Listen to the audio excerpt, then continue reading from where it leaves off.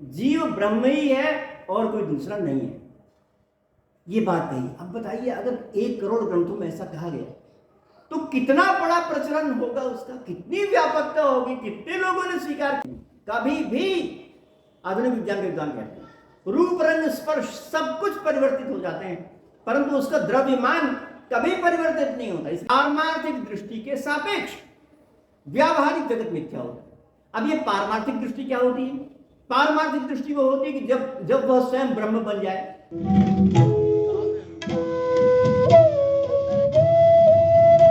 मान्यवर, जगत मीमांसा में वेदांत और विज्ञान, इस विषय पर मैं आप सभी महानुभावों के समक्ष उपस्थित हूं। आप महानुभाव इस वीडियो को श्रवण कर रहे हैं, इसलिए आप सबका स्वागत है। आज इस विषय में मैं 8वां अंक, 8वां पुष्प लेकर आपके समक्ष प्रस्तुत हूं, और इस अंक का शीर्षक है जगत के मिथ्या होने का मतलब। ये इसका शीर्षक है। वास्तव में ये जो शीर्षक है वो बहुत ही रोचक है और बहुत ही प्रेरणाप्रद है कि जगत के मिथ्या होने का तात्पर्य क्या होता है। आदि शंकराचार्य ने अपने समय में जो जगत को मिथ्या बताया, तब से लेकर 1300 वर्षों तक अभी भी ये बात खूब विस्तार से कही जाती है कि जगत मिथ्या होता है। आदि शंकराचार्य ने कहा ब्रह्म सत्यम जगन मिथ्या इत्येवं रूपो विनिश्चय सोयम नित्या नित्य वस्तु विवेका समुदायिता, नित्या नित्य वस्तु विवेका समुदायिता, ऐसा उसमें कहा। ब्रह्म सत्यम जगन मिथ्या, ब्रह्म सत्य होता है और जगत मिथ्या होता है। इस प्रकार का जब विनिश्चय होता है तो उसको कहते हैं नित्या नित्य वस्तु विवेक। नित्य को अलग कर लिया और अनित्य को अलग कर लिया, विवेक कर लिया। ऐसा निश्चय होना चाहिए, ये आद्य शंकराचार्य ने कहा। और उसके पश्चात तो इस प्रकार के वचनों की बाढ़ आ गई। हजारों लोगों ने अपने ग्रंथों में इस प्रकार कहा और उसको माना, उसकी परिभाषा दी, प्रस्तुति दी। एक श्लोक में कहा है श्लोकार्धेन प्रवक्ष्यामि यदुक्तम ग्रंथ कोटि भी ब्रह्म सत्यम जगन मिथ्या जीवो ब्रह्मैव नापर, ऐसा कहा है। उसमें कहा कि 1 करोड़ ग्रंथों में जितनी बातें कही गई हैं उसको मैं आज श्लोक के आधे हिस्से में कहने लगा हूं। 1 करोड़ ग्रंथों में, यदुक्तम ग्रंथ कोटि भी, 1 करोड़ ग्रंथों में जितनी बातें कही हैं उसको मैं आपके समक्ष आधे श्लोक में प्रस्तुत कर रहा हूं। है ना कमाल? वो क्या है आधा श्लोक? ब्रह्म सत्यम जगन मिथ्या जीवो ब्रह्मैव नापर। ब्रह्म सत्य होता है और जगत मिथ्या होती है, जीव ब्रह्म ही है और कोई दूसरा नहीं है, ये बात कही। अब बताइए, अगर 1 करोड़ ग्रंथों में ऐसा कहा गया तो कितना बड़ा प्रचलन होगा उसका, कितनी व्यापकता होगी, कितने लोगों ने स्वीकार किया होगा। ये बात इस श्लोक से निकलती है। परंतु हमें लगता है कि सामान्यतया लोग इसको समझते नहीं है कि इसका मतलब क्या होता है। सामान्यतया तो समझ में आता ही नहीं है कि जगत मिथ्या होता है। और जो हम अपनी परीक्षाओं में वेदांत के ग्रंथ पढ़ते हैं उनको तो कहने छोड़ दीजिए, जो रिसर्च करते हैं उनकी भी बात छोड़िए, वो बस उसमें लिखा है वैसे लिख देते हैं। परंतु हम चाहते हैं कि उसको बता पाएं कि उसका अर्थ क्या होता है। परंतु प्रश्न तो बहुत से हैं। अब अगर हम कहें कि जगत मिथ्या होता है तो जगत मिथ्या में क्या है? मेरे पास खाने की चीजें, मेरे पास खाने की थाली पड़ी हुई है और मैं उसको खाना खा रहा हूं, उसके पश्चात मुझको उससे तृप्ति मिली, आनंद मिला। आनंद मिलने के पश्चात मैंने अपना काम करना शुरू किया। तो क्या जो थाली में खाना रखा था, वो जो खाना क्रिया है, वो जिस खाने से मुझको तृप्ति मिली, आनंद मिला, वो और उसके पश्चात जो मैंने काम करना शुरू किया, वो सब क्या मिथ्या है? कैसे पैमाना, कैसे तय किया जाए? क्यों पैमाना से वो मिथ्या सिद्ध हो जाए? सामान्यतया तो हम मिथ्या उस वस्तु को समझते हैं कि जिसके करने से जो जो उसका ध्येय है वो सिद्ध न होता। जो वस्तु जिस कार्य के करने के लिए प्रसृत है, हम जानते हैं कि वह वस्तु वह कार्य करेगी, उससे वह कार्य निष्पन्न न हो पा रहा हो तो हम कहते हैं मिथ्या है। जैसे अगर हम पानी पीते हैं तो प्यास बुझती है, तो अगर मैंने मृग तृष्णिका में बालू के रेत को पानी समझा तो उससे मेरी प्यास नहीं बुझ सकती, उसको मैं पी नहीं सकता, तो अर्थ क्रिया नहीं संपन्न हुई। तो किसी काम के करने से मैं अर्थ क्रिया नहीं कर पाया। मैं सोचता था कि पानी पीने से प्यास बुझती है, परंतु मृग तृष्णिका से प्यास नहीं बुझी, तो अर्थ क्रिया संपन्न नहीं हुई, इसलिए वो मिथ्या है। जो भी चीज मेरी दृष्टि से अर्थ क्रिया का संपादन करती है, वह अगर न कर सके तो वह वस्तु मिथ्या है, ऐसा मैं समझता हूं। तो यहां पर तो जब खाने की वस्तु मुझको तृप्ति मिली, मैंने काम किया, तो खाने से मुझको तृप्ति मिल गई, अर्थ क्रिया हुई।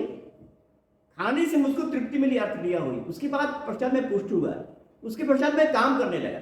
सब जितनी भी खाने की विशेषताएं बताई गई, सब की सब तो परिनिष्पन्न हो रही है, तो मिथ्या कैसे हो गया? इस दृष्टि से अगर हम सोचते हैं तो मिथ्या कहना अथवा सोचना बड़ा कठिन मालूम होता है, नहीं सिद्ध होता मिथ्या। और दूसरी बात यह है कि जब भी कभी मिथ्या कहते हैं तो किसी सच के सापेक्ष होता है। मिथ्या का मतलब क्या होता है? अगर मैं कहूं कि ये वस्तु झूठी है तो मुझे पहले बताना पड़ेगा कि सच क्या है। किसी से भी मैं कहूं कि ये वस्तु झूठी तो पूछेगा कि सच क्या है। अगर सच है उसके सापेक्ष बताऊंगा तब तो कहूंगा झूठी है। अगर मैं केवल उसको झूठा झूठा करूं, सापेक्ष ना बताऊं तो कहेगा कि ये आपकी बात सही नहीं। जब भी कभी प्रश्न उठे कि वह वस्तु झूठी है तो किसके सापेक्ष ही मुझको बताना पड़ता है। तो यहां पर तो किसी के भी सापेक्ष मिथ्या सिद्ध नहीं होता है। दुनिया के जितने पदार्थ हैं उसमें कुछ भी मैं करने लगूं, किसी के भी सापेक्ष मिथ्या तो इसका सिद्ध नहीं होता है। जब भी बड़े बूढ़े लोग कहते हैं कि युवावस्था में तो ये बात थी ऐसी, परंतु अब मैं नहीं समझता कि ऐसा। मैं सोचता था कि युवावस्था में जो बात मैंने सोची थी वो गलत, युवावस्था में जो बात मैंने सोची थी वो मिथ्या है, ऐसा बड़े बूढ़े लोग कहते हैं। तो कब कहते हैं? जब बड़े बूढ़े लोगों ने दूसरी चीज को सच मान लिया। जब उन बड़े बूढ़े लोगों के सामने दूसरी सच चीज सामने आ गई है तो कहते हैं कि युवावस्था में जो चीज थी मिथ्या है। परंतु यहां पर किसके सापेक्ष मिथ्या है, ये बात स्पष्ट नहीं हो पाती। इसलिए सामान्य लोगों में ये बात स्पष्ट नहीं हो पाती कि जगत मिथ्या किस प्रकार से है। मुझे लगता है, मैं अभी इसकी व्याख्या करूंगा कि ये मिथ्या को क्यों माना गया है, परंतु मुझे लगता है कि ये जो बात कह दी गई है कि जगत मिथ्या होती है, वो बहुत उच्च स्तर की बात है। सामान्य स्तर की बात तो है ही नहीं। और सामान्य स्तर की क्यों नहीं, व्यावहारिक स्तर। हमारा आदि शंकराचार्य ने बताया कि हम जिस दुनिया में रहते हैं उसको हम व्यावहारिक स्तर कहते हैं। तो व्यावहारिक स्तर पर तो कभी मिलता ही नहीं है ना। व्यावहारिक स्तर पर कभी नहीं मिलता है ऐसा कि जगत मिथ्या हो। आदि शंकराचार्य ने 3 स्तर बताए। उन इस 3 स्तरों में जो माध्यमिक स्तर है, जो व्यावहारिक स्तर है, जिस स्तर पर हम लोग रहते हैं इस दुनिया, उस स्तर पर तो कहीं दिखता ही नहीं कि वो मिथ्या हो। तो व्यावहारिक स्तर में जिंदगी भर कभी ना मिला। जितना हमने काम किया वो व्यावहारिक स्तर पर कभी मिला ही नहीं वो मिथ्या। इसलिए मैं कहता हूं कि जो बात कह दी जाती है शुरू में ही कि वो मिथ्या है, ये बहुत उच्च स्तरीय बात है। अब आधुनिक विज्ञान के विद्वान कहते हैं कि जो द्रव्य का जो द्रव्यमान है वो अचर होता है। वो कहते हैं किसी भी द्रव्य को पहचानना हो कि वो द्रव्य है तो उसके द्रव्यमान को देख लीजिए। अगर उसमें द्रव्यमान है तो द्रव्य है, अवश्य है द्रव्य। किसी भी द्रव्य का रूप, रंग, गंध, स्वाद ये सब तो परिवर्तित हो सकता है, परंतु द्रव्यमान कभी परिवर्तित नहीं, कभी भी। आधुनिक विज्ञान के विद्वान कहते हैं रूप, रंग, स्पर्श सब कुछ परिवर्तित हो जाते हैं, परंतु उसका द्रव्यमान कभी परिवर्तित नहीं होता। इसलिए आधुनिक विज्ञान में कहा कि किसी भी मैटर का, द्रव्य का द्रव्यमान उसका अचर गुण है। अचर गुण माने सदा पाया जाने वाला, कभी नष्ट नहीं होता है। चाहे उस द्रव्य को जलाइए, चाहे उसको गीला करिए, चाहे उसको कहीं भी किसी भी के साथ उड़ा दीजिए हवा में, किसी भी दृष्टि में वो उसके द्रव्यमान कभी नष्ट नहीं होता, क्योंकि किसी को जलाने के पश्चात भी जो भाप या जो राख बनती है उसको भी आधुनिक विज्ञानों ने उसको माप करके देख लिया कि वास्तव में उतना ही परिवर्तन नहीं होता, जलाने पर भी परिवर्तन नहीं होता। परंतु उन्हीं विज्ञान के विद्वानों ने कहा कि अगर वो द्रव्य प्रकाश के वेग से चलने लगे तो उस द्रव्यमान में किंचित परिवर्तन हो जाता है। अगर वो द्रव्य प्रकाश के वेग से चलने लगे तो द्रव्यमान में किंचित परिवर्तन हो जाता है। ऐसा आधुनिक विज्ञान के विद्वान कहते हैं। तो क्या आधुनिक विज्ञान के विद्वान जब वो कहते हैं कि प्रकाश वेग से चलने लगे तब परिवर्तन होता है, तो क्या हम ये मान लें कि जिन्होंने ये माना कि द्रव्यमान उसका अचर गुण होता है वो गलत हो गया? वास्तव में व्यावहारिक सत्य में तो द्रव्यमान अचर होता ही है। ये बहुत ही रेयर स्थिति है कि प्रकाश वेग से चले तो द्रव्यमान थोड़ा सा बढ़ जाए। ये बहुत ही रेयर है, अत्यंत सूक्ष्म है, उसकी हम कल्पना भी नहीं कर सकते। हमारे व्यवहार में बड़ी बड़ी मशीनों के सामने भी ऐसी स्थिति नहीं आती कि प्रकाश वेग से चले। हमारी जिंदगी में जिनसे वास्ता पड़ता है उस वास्ता में तो हम देखते हैं कि कभी कोई द्रव्य प्रकाश वेग से चल ही नहीं सकता। हमारी दुनिया में सबसे तेज द्रव्य चलने वाला धरती है। धरती जो कि 29 किलोमीटर 29.5 किलोमीटर प्रति सेकंड की गति से चलती है। तो ये धरती चलती है। सबसे तेज चलने वाला द्रव्यमान हमारे समक्ष केवल वही है। उससे तेज चलने वाला तो कोई है नहीं, तो प्रकाश के वेग से कैसे चलेगा? प्रकाश के वेग से हमने किसी द्रव्यमान को कहां चलते देखा है? इसलिए अगर आधुनिक विज्ञान के लोग ये कहते हैं कि प्रकाश वेग से चलने पर द्रव्यमान थोड़ा बढ़ता है, तो ये बहुत रेयर स्थिति है, कभी कभी की स्थिति। उससे हम द्रव्यमान अचर होता है, इसको हम गलत नहीं ठहरा सकते। इसी प्रकार जो हम ये कहते हैं कि जगत मिथ्या होता है, वो बहुत ही रेयर स्थिति है, इतनी उच्च स्थिति है कि हम यहां कल्पना नहीं कर सकते। असंभव है यहां पर कल्पना करना। तो जो लोग यहां पर कल्पना करके जगत को मिथ्या मान करके अनेक प्रकार की बातों को कहते हैं या अनेक प्रकार की बातों को परिशीलित करते हैं, वो यहां पर संभव नहीं होता। यहां पर व्यवहारिक जगत में तो अत्यंत सत्य है। तो हमने पहले कहा था कि जब मिथ्या कहते हैं तो किसी के सापेक्ष मिथ्या होता है। कोई सच होता है पहले उसके सापेक्ष मिथ्या होता है। तो अद्वैत वेदांत के विद्वानों ने बताया कि पारमार्थिक दृष्टि से व्यावहारिक जगत मिथ्या होता है। बहुत ही सोने जैसी बात बता रहा हूं। पारमार्थिक दृष्टि के सापेक्ष व्यावहारिक जगत मिथ्या होता है।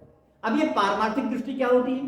पारमार्थिक दृष्टि वो होती है कि जब वह स्वयं ब्रह्म बन जाए, ब्रह्म वेद ब्रह्मयो भवति।